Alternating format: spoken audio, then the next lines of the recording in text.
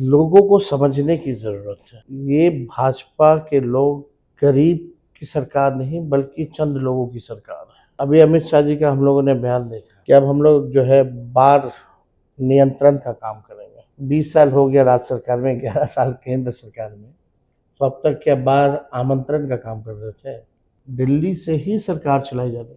और जो working president जो झा जी है, वो तो अरुण जी के कोटा से आए थे, नीतीश जी। यहाँ तो बीजेपी कोटा भी चलता है, आरएसएस कोटा भी चलता है, और अमित शाह जी के कहने पर राष्ट्रीय उपाध्यक्ष बना दिए जाते हैं लोग। पूरे देश की संपत्ति को प्राइवेटाइज कर दिया गया, मतलब बेच दिया गया, सारी चीज को जो है प्राइवेटाइज कर दिया गया। तो ये तो देश को एकदम बर्बाद कर रहे हैं। ट्रम्प कौन होते हैं भाई? न 3 में न 13 में हमारे लोग मरे हैं, हम बदला नहीं लेंगे। आपके देश में मारेगा तो आप बदला नहीं लेते हैं। आप क्यों सलाह दे रहे हैं कि भाई हम हमारे प्रधानमंत्री को हुक्म दे रहे हैं? अब तो भारतीय कंपनियों एक बार पर नहीं, 27-28 बार बोला गया।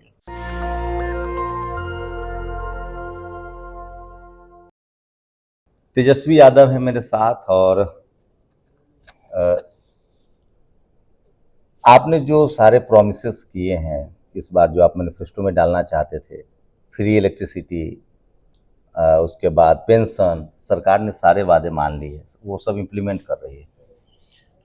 देखिए, हम शुरू से ही कहते थे कि मौजूदा जो सरकार 20 सालों से चल रही है, इनके पास अपना कोई विजन रोड मैप नहीं है। और पूरी तरीके से आप देखिएगा 2020 से जो भी हम लोगों ने कमिटमेंट किया था उस समय, चाहे नौकरी का हो, जाति आधारित गणना का हो, आरक्षण की सीमा को बढ़ाने का हो, चाहे नियोजित शिक्षकों को राजकीय कर्मी दर्जा देने का हो, या मानदेय बढ़ाने का हो, हम सब लोगों ने उस वादे को 17 महीने के अंदर पूरा किया। और जब हम लोग कहते थे नौकरी देंगे, तो मुख्यमंत्री जी कहते थे कहाँ से लाएगा, असंभव है, पैसा अपने बाप के पास से लाएगा। हाँ, ये भाषा थी उस समय। भाजपा के लोग, फाइनेंस मिनिस्टर आई थी, भाजपा का दूसरा लाइन हो गया था कि 19 लाख रोजगार देंगे। 20 से लगभग 2 साल ये लोग सत्ता में रहे, एक भी अपने मैनिफेस्टो का अगर वादा इन लोगों ने पूरा किया हो तो आप बता दीजिए। लेकिन 17 महीने में हम लोगों ने किया। अब क्या हो रहा है, जब हम लोगों के बीच गए, हमको लगा कि पेंशन 20 साल से नहीं बढ़ा है, 400 है, झारखंड में 1000 रुपये है, तो बिहार में अगर हमको मौका मिलेगा, सत्ता में आएंगे, चाहे वृद्धा पेंशन हो, विधवा पेंशन हो, या दिव्यांगों का पेंशन, सामाजिक सुरक्षा पेंशन, इसको 400 से बढ़ा के 1500 रुपये करेंगे। हमने कहा 200 यूनिट फ्री में बिजली देंगे, गैस सिलेंडर 500 रुपया करेंगे। हम सब लोगों ने कहा था युवा आयोग का गठन होगा। आप देखिएगा, चाहे नौकरी की बात हो, आज सरकार वही कर रही है। और जहाँ भी जाकर के हम यहाँ घूम रहे थे, उस समय कार्यकर्ता संवाद में थे, तब ये हमने ऐलान किया था। और हमने ये भी हम कहते थे उस समय कि सरकार से नाक रगड़वा करके भी करना पड़े तो नाक रगड़वा करके इनसे ये सारे काम जो है हम लोग जो है करवाएंगे। नॉर्मल लीजिए। हाँ, कोई। तो हम लोगों ने किया। अब ये सरकार नकलची सरकार है, अपना इनके पास कोई विजन रोड मैप है नहीं। अभी भी आप देखिए ना, इसके अलावा भी ये नहीं बता रहे हैं कि भाई 5 साल अगर इनको मौका मिले फिर से, तो ये 5 साल क्या करेंगे, इस पे बात नहीं हो रही है। कह रहे हैं 10 लाख नौकरी, जो आपने पिछले साल जो आपका प्रोमिस था 10 लाख, जिसमें से आपने 5 लाख दिया, क्योंकि आप 17 महीना ही सरकार में रहे। 3.5 लाख तो प्रक्रियाधीन हुआ। अभी भी मेरा health cadre, public health cadre का फाइल जो है तेजस्वी जी, कैबिनेट में पड़ा हुआ है। आपकी लगभग स्वास्थ्य विभाग से 1.5 लाख नौकरियां वहाँ है।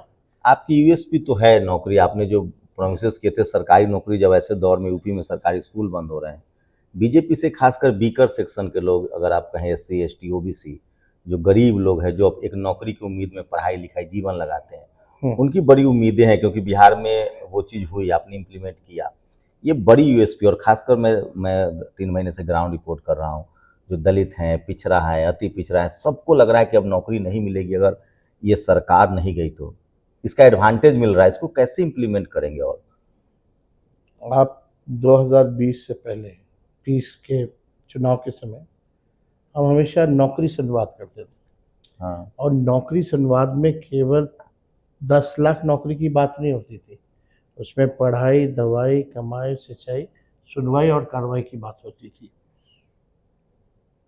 बिहार में एग्रो बेस्ड इंडस्ट्री क्यों नहीं लग सकता? हम्म, बिहार में 7-7 डायरेक्ट फ्लाइट खाली बैंगलोर के, पुणे के, बॉम्बे के जो हमारे इंजीनियर्स जा रहे हैं, इंजीनियर IT जा रहे हैं। यहाँ IT हब SEZ क्यों नहीं लग सकता? IT पार्क, डेटा सेंटर्स क्यों नहीं खुल सकता? यहाँ एजुकेशनल सिटी क्यों नहीं बनाई जा सकती? यहाँ वर्ल्ड क्लास हेल्थ इंफ्रास्ट्रक्चर क्यों नहीं दिया जा सकता?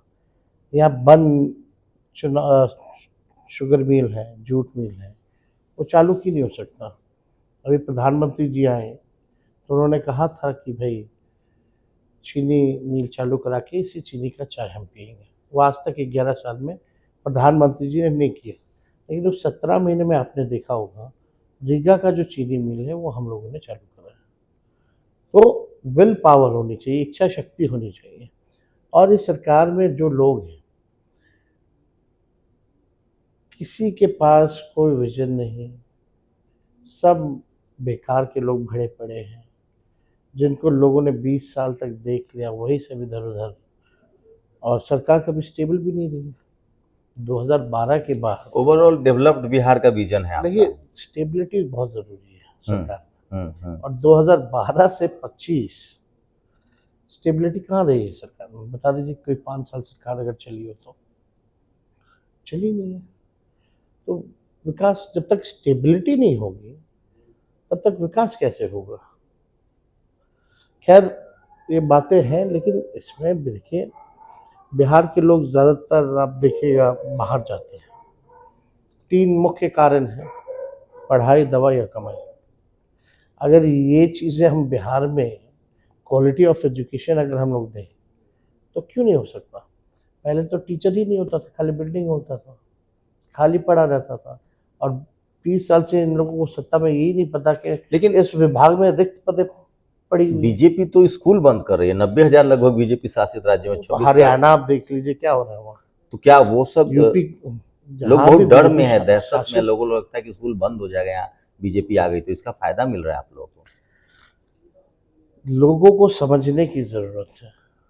ये भाजपा के लोग गरीब की सरकार नहीं बल्कि चंद लोगों की सरकार है। अभी अमित शाह जी का हम लोगों ने बयान देखा। अभी सिंदूर पर? नहीं, ये बीच में जब बिहार आए थे तो अच्छा, रैली में। कि अब हम लोग जो है बाढ़ नियंत्रण का काम करेंगे। 20 साल हो गया राज्य सरकार में, 11 साल केंद्र सरकार में, तो अब तक क्या बाढ़ आमंत्रण का काम कर रहे थे? कितना बड़ा इशू है बाढ़, जो सीमांचल का इलाका है, कोसी का इलाका है, उत्तर बिहार का इलाका है। एक बार भी आपने प्रयास करते हुए भारत, क्योंकि इंटरनेशनल इशू है, कभी भी भारत सरकार या हमारे मुख्यमंत्री कभी भी प्रयास किए हो नेपाल में पॉलिसी को लेकर के, या कोई बात करना, कोई डायलॉग उन्होंने शुरू किया हो तो? या कोई, हमारे मुख्यमंत्री तो ऐसे हैं कि नीति आयोग की बैठक में नहीं जाते, इन्वेस्टर मीट होता है उसमें नहीं जाते, तो क्यों आएंगे? आपने उनके साथ भी कुछ काम किया है क्या? हेल्थ इशू वाला जो मामला है, जो आप कह रहे हैं भुंजा पार्टी, उम्र का तो असर पड़ता है, इससे कोई डिनाई नहीं कर या सकता। क्या बीजेपी सरकार चला रही है? हाँ, एकदम तो स्पष्ट है कि दिल्ली से ही सरकार चल रहा है, दिल्ली से ही सरकार चलाई जा रही है। और जो वर्किंग प्रेसिडेंट जो झा जी है, वो तो अरुण जी के कोटा से आए थे, नीतीश जी की पार्टी में। आपको पता है अरुण जेटली जी और नीतीश जी का अच्छा संबंध रहा है, तो ये तो वही थे, ये तो उनके कोटा से आए। तो ओवरऑल जेडीयू को बीजेपी ने हाईजेक कर लिया, जिसको आप कहते हैं बराबर के बेटे बिहार को सरकार लिया। के खुद ही मंत्री कहते हैं कि आरएसएस कोटा चल रहा है। हाँ, वो एक अपॉइंटमेंट को लेकर के। अब आयोग को लेकर के, जो दामाद लोग का आयोग में हुआ है, तो यहाँ तो बीजेपी कोटा भी चलता है, आरएसएस कोटा भी चलता है, और अमित शाह जी के कहने पर राष्ट्रीय उपाध्यक्ष बना दिए जाते हैं लोग।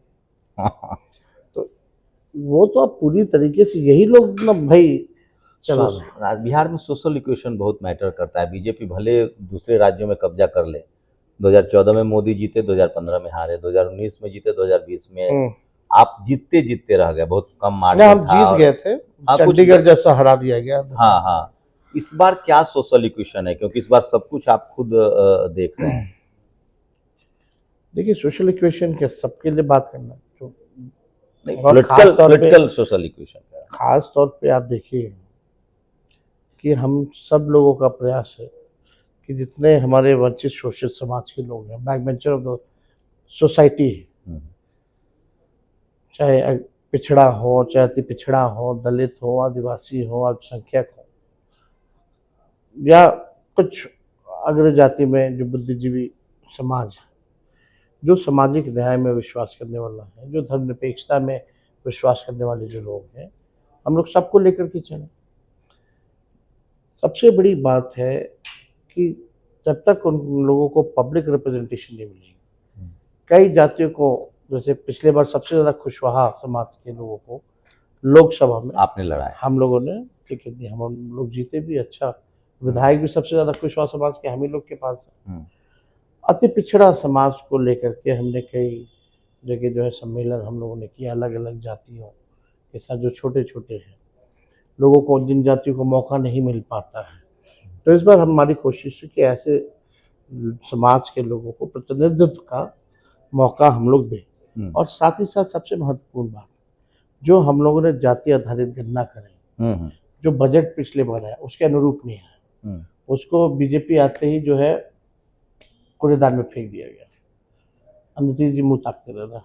65% वाला मामला भी अटका हुआ जब सरकार जब बनेगी तो हमारा जो बजट होगा, जो 94 लाख परिवार जो गरीब पाए गए, उसके अनुरूप जो है हम लोग बजट बनाने का काम करेंगे। और अब देखिए कि जो पिछड़ा समाज है, अति पिछड़ा समाज है, दलित या आदिवासी समाज है, उन लोगों को कितना भारी नुकसान हो रहा है। नौकरियां जो भी निकल रही है, जो 65% आरक्षण हम लोगों ने बढ़ाया, हमने ये सदन में भी बात कही थी अभी, और हमने कहा कि अगर आप विरोध क्या किए हैं, शेड्यूल 9 में नहीं डाला, इसलिए तो मामला फंस गया बीजेपी की वजह से। अगर आपको लगता है कानून को ही निरस्त कर दिया गया हाईकोर्ट द्वारा, तो हम तो बोलेंगे भाई नया प्रपोजल लाइए, नया कानून लाइए, एक दिन और चालू कर लीजिए असेंबली, पार्लियामेंट चल ही रहा है। आप 65 क्या 75% कर दीजिए और 10% EWS रखिए, 85 कर दीजिए और लाइए, हम लोग भेजते हैं, आप शेड्यूल 9 में डलवा दीजिए। चुनाव आयोग के लिए क्या करेंगे? आपको चुनाव आयोग से भी लड़ना है। सिर्फ हम ही को नहीं लड़ना है, जो लोग लोकतंत्र में, संविधान में विश्वास करने वाले लोग, सबको अब एक होना पड़ेगा। वरना धीरे धीरे आज बिहार की बारी है तो कल बंगाल की होगी, फिर तमिलनाडु की होगी, फिर यूपी की होगी। तो ये तो ऑब्वियस है कि भाई जो लोग वहाँ संघी लोग जो बैठे हैं, जो भाजपा की जो विचारधारा है, गॉडसे की विचारधारा पे चलने वाली पार्टी है, आरक्षण और गरीब विरोधी पार्टी है, तो ये तो चाहते ही हैं सबसे पहला हमला जो है बाबा साहब अम्बेडकर के लिखे हुए संविधान को खत्म करने का। तो इस तो उस दिशा में चाहिए रहे। ट्रम्प कितना बार बोल दिए, एक बार भी हमारी प्रधानमंत्री की हिम्मत नहीं होती है कि भाई टैरिफ लगा दिया 25%। तो खुल करके बोल रहा ट्रम्प। तो आप समझ जाइए क्या डील हुई है, क्या नेगोशिएशन हुआ। पहले तो ऐसा नहीं होता था, इतना कमज़ोर प्रधानमंत्री हमने तो नहीं देखा।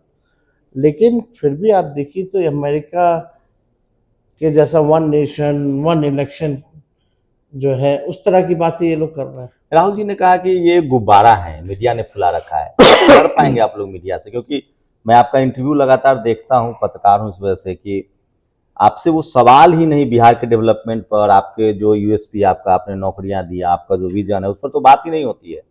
आपसे पता नहीं क्या क्या पूछा जाता है, किसको फोन करते हैं, क्या करते हैं। तो मीडिया से कैसे लड़ पाएंगे, क्योंकि मीडिया अभी भी उनके साथ बना हुआ है।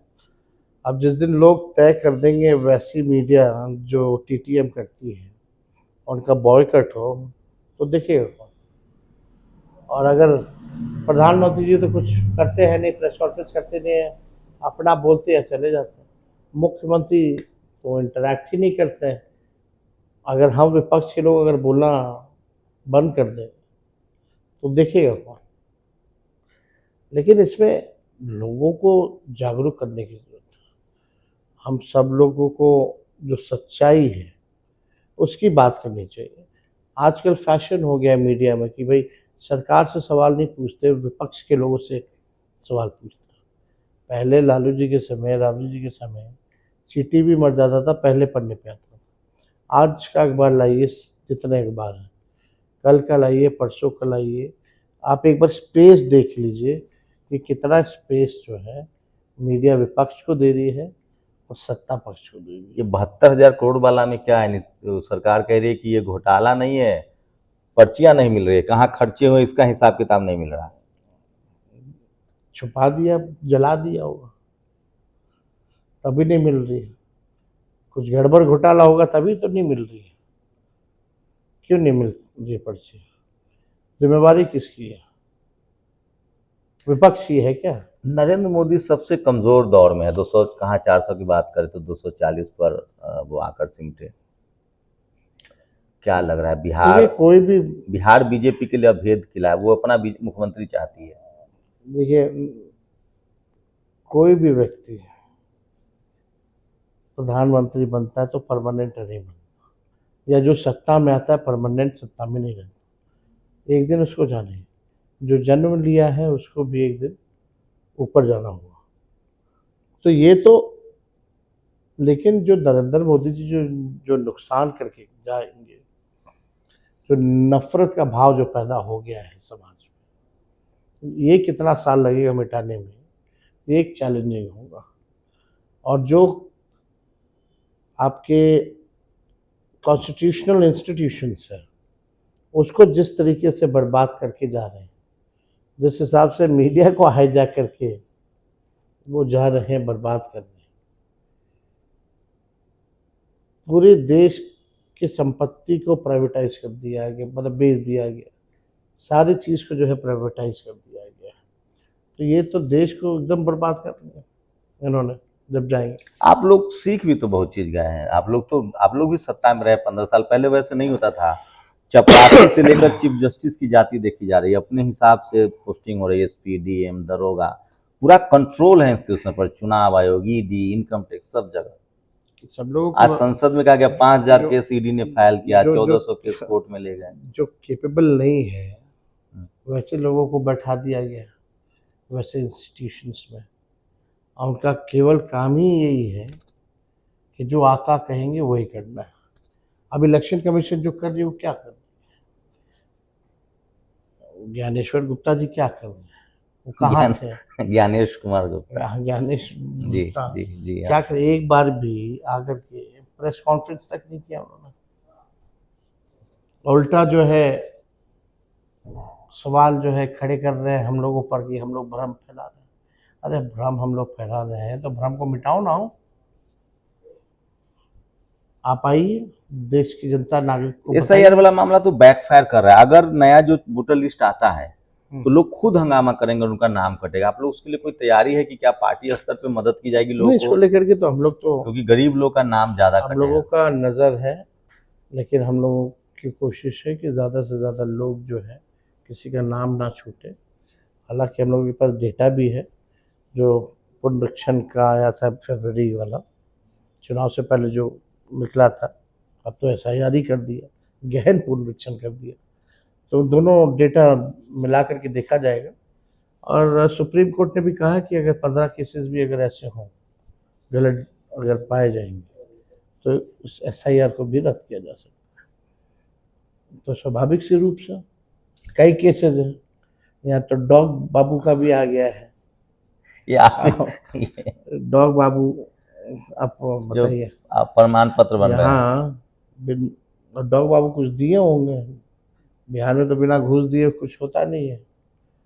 आप देखे होंगे ना, वो बच्ची बेचारे, इसके हस्बैंड मर गए, उसको डेथ सर्टिफिकेट नहीं मिल रहा, उसके पति का। क्या क्या स्थिति है? मतलब अगर ज़मीनी स्तर पे चले जाए तो हद से ज़्यादा भ्रष्टाचार जो है बिहार में बढ़ा हुआ।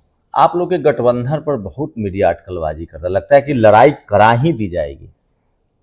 समझ मजा लीजिए। रोज खबरें छपती हैं। हमको तो हंसी आता है, कॉमेडी शो लगता है। हाँ। अपन जो सूत्र लोग के हवाले से खबर आता है, बाद में लोग वापस माफी मांगना पड़ता है। पहले तो आप देखेंगे कि लाहौर कब्जा में आ गया, कराची को कब्जा लिया गया, इस्लामाबाद पेशावर को कब्जा लिया गया, नवाज शरीफ के घर के बाहर गोले बारूद गिराए गए। क्या हुआ अगले दिन? आप देखिएगा अभी भी यहाँ भी बिहार में जिस तरीके से वो लोग अफवाह फैला रहे थे, सारी चीज़ों को वापस लेना पड़ा उन लोगों को। प्रधानमंत्री अभी जो ऑपरेशन सिंदूर पर जो एक लंबी बहस हुई, प्रधानमंत्री डेफिसिट में दिख रहे हैं। क्या ये सब चुनावी ये भी रहेगा आपके पॉलिटिकल एजेंडा, चुनावी एजेंडा बनाएंगे? क्योंकि ऑपरेशन सिंदूर राष्ट्र से जुड़ा मामला है, सेना से जुड़ा मामला है। कांग्रेस के एक सांसद ने तो बाकायदा कहा कि 5 फाइटर प्लेन गिरे हैं, जिसमें 3 रफेल है, सुखोई है। नहीं, इसमें तो सेना के अधिकारी ने भी सिंगापुर में जो है बयान दिया कहा कि प्लेन गिरे, लेकिन क्यों गिरे हैं इस पे बात करें, ऐसा कुछ बयान आया था उनका। उन्होंने कहा कि ये हाँ। तो स्पष्ट है कि प्लेन गिरे हैं। हम्म। और लेकिन बात उन्होंने कहा कि प्लेन कितने गिरे हैं खबर नहीं, वो क्यों गिरे। हाँ। सवाल ये उठता है कि जो टूरिस्ट प्लेस जहाँ हमेशा सिक्योरिटी रहती थी, जहाँ हजारों की संख्या में लोग सैलानी घूमने जाते थे, वहाँ उस दौरान 2 घंटे तक आतंकवादी तांडव करते रहे, 26 लोगों की हत्या कर दी, और 2 घंटे बाद पुलिस आर्मी आती है। तो कहीं ना कहीं सिक्योरिटी कोलैप्स था। और 3 टेररिस्ट मार के कहाँ गए किसी को कुछ नहीं पता चला। बात देखिए, जब देश की सुरक्षा की बात आती है तो हम लोग देश के सेना के साथ खड़े, और हमारे देश के सेना में इतनी सक्षम है कि आज अगर आदेश दे दिया जाए तो वो पाकिस्तान को कब्जे में ले लें। लेकिन सवाल उठता है कि भाई सीज फायर आपने क्यों किया? अगर आप इतने अच्छी स्थिति में थे कि आप जो है एलओसी और शायद पीओके जो है आप ले सकते थे, तो आप ले लेते। आपने सीज फायर क्यों किया? आज अगर पीओके हमारे कब्जे में होता तो आतंकवादी घटनाएं ना के बराबर होंगी। फिर कहाँ से आ रहे आतंकवादी? तो ये बड़ा सवाल है ना। तो इस सवाल को लेकर, और कोई ट्रम्प कौन होते हैं भाई? न 3 में न 13 में हमारे लोग मरे हैं। हम बदला नहीं लेंगे। आपके देश में मारेगा तो आप बदला नहीं लेते हैं। आप क्यों सलाह दे रहे हैं कि भाई हम हमारे प्रधानमंत्री को हुक्म दे रहे हैं? अब तो भारतीय एक कंपनियों बार पर नहीं, पाबंदी 27-28 बार बोला गया। 32 बार। और भारतीय लोगों को कैसे भेजा गया जंजीर में,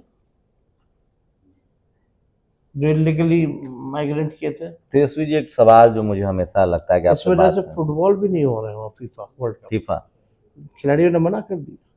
हाँ, लैटिन अमेरिका और अमेरिका में होना है अगला मैक्सिको फीफा। और कनाडा में हो रहा। हम्म। वो देश देखिए और हमारा देश देखिए, प्रधानमंत्री को देखिए। एक सवाल जो मेरे जहन में है, तमाम हम लोग सोचते हैं कि लालू प्रसाद यादव जी का जो कार्यकाल था वो एक बड़ा सोशल मूवमेंट है, सोशल चर्निंग है। जो बाबा साहब ने संविधान में परिकल्पना की थी, उसको उन्होंने धरती पर अमली जमा पहनाया। एक जो जातिवाद था, एक जो कास्टिज्म था, उसके खिलाफ उन्होंने एक बड़ी लड़ाई लड़ी है।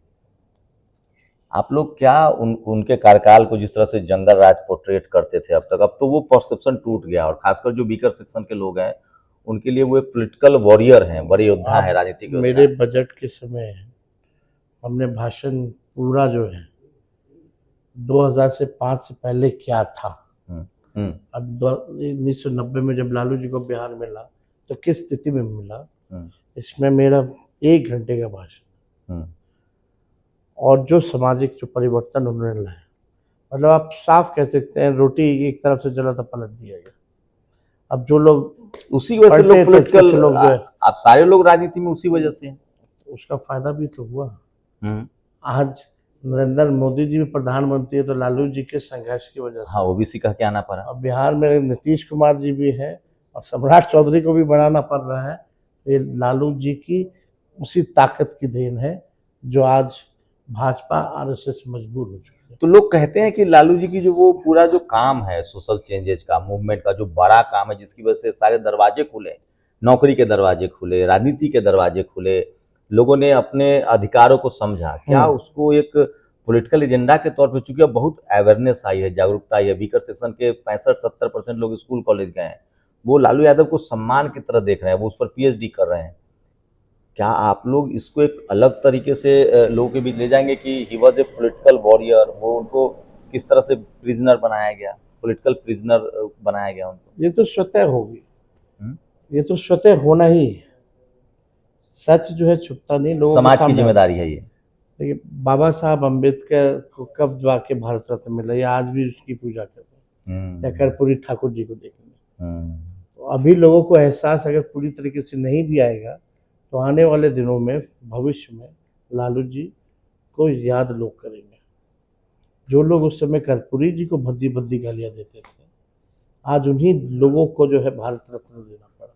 हाँ, तो लालू जी ने जो किया है काम, वो सत्य उन्हीं लोगों को सम्मान भी देना पड़ेगा जो आज हम तो ये भी बोले कि आप लोग जो दिए हैं, एक दिन आप लोग भी बोलिएगा कि लालू जी को भारत रत्न दिया था। एक आखिरी सवाल आपसे, नौकरी की बड़ी उम्मीद है, क्या कहेंगे युवाओं को अगर आप सीएम बनते हैं, नेक्स्ट सीएम हैं आप, इंडिया गठबंधन के सीएम कैंडिडेट भी आप घोषित हो चुके हैं। होगा, पद का सृजन कराया जाएगा, इंडस्ट्रीज को लाया जाएगा, लोगों को पलायन से मुक्ति दिलाई जाएगी, कारखाने खोले जाएंगे, एग्रो बेस्ड इंडस्ट्रीज खोले जाएंगे, आईटी की अलग से व्यवस्था कराई जाएगी, एजुकेशनल सिटी हमने ऐलान किया 2000 एकड़ में हम लोग बनाने का काम करेंगे।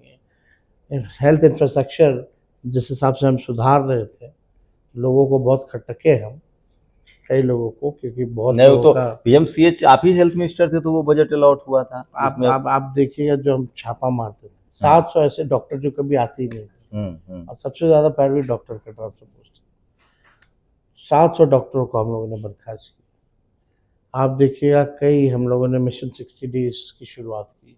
मिशन 60 डेज रंगाई पुताई, साफ सफाई, हाइजीनिक बनाया जाए, एक वेल इक्विप्ड किया जाए, डॉक्टर अवेलेबल रहे, नर्सेज अवेलेबल रहे, स्टाफ अवेलेबल रहे, इसके लिए हम लोग काम कर रहे थे। खैर, हालांकि उस समय बहुत चेंजेस आए थे, लेकिन आज स्थिति देख लीजिए, फिर क्या हो गया।